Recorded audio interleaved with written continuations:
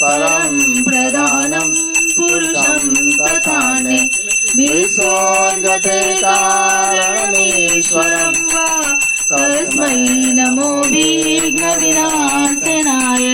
ॐ यं ब्रह्मा वरुणेन्द्ररुद्रमरुतः स्तुवन्ति दिव्यैस्तवैः वेदैः साङ्गपदिक्रमोपनिषदैः गायन्ति यं सामगाः ध्यानावस्थितविगतेन मनसा पश्यन्ति यं योगिनो यशान्तं न विदुषुरासुरगणाः।